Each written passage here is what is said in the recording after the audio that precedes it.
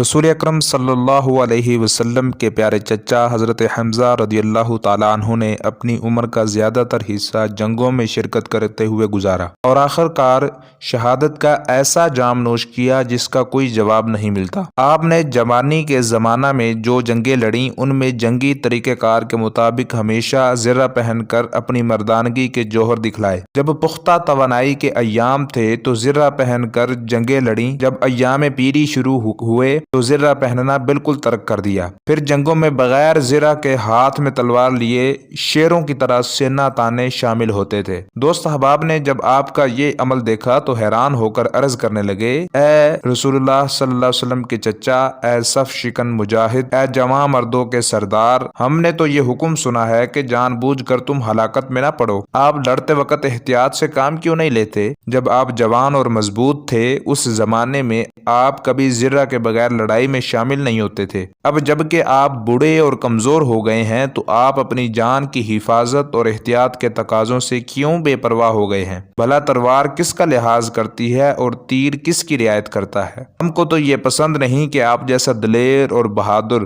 محض اپنی بے احتیاطی کی بدولت دشمن کے ہاتھوں قتل ہو جائے۔ غرض حضرت حمزہ رضی اللہ عنہ کے غمگسار دیر تک اس قسم کی باتیں کرتے رہے۔ جب وہ خاموش ہوئے تو حضرت حمزہ رضی اللہ عنہ نے فرمایا کہ جب میں جوان تھا تو میں سمجھتا تھا کہ موت انسان کو اس دنیا میں عیش و عشرت سے محروم کر دیتی ہے، اس لیے کون خواہ موت کی جانب رغبت کرے اور جانتے بوجھتے ہوئے اژدھے کے منہ میں چلا جائے۔ یہی وجہ تھی کہ میں اپنی جان کی حفاظت کے لیے زرہ پہنتا تھا، لیکن جب اسلام قبول کیا اور رسول اکرم صلی اللہ علیہ وآلہ وسلم کی غلامی میں آیا، آپ علیہ السلام کے فیض مبارک سے حقیقت سامنے آئی تو میرے خیالات بدل گئے کہ اس دنیا کے رنگ و بو تو عارضی ہیں جبکہ آخرت کی زندگی دائمی ہے۔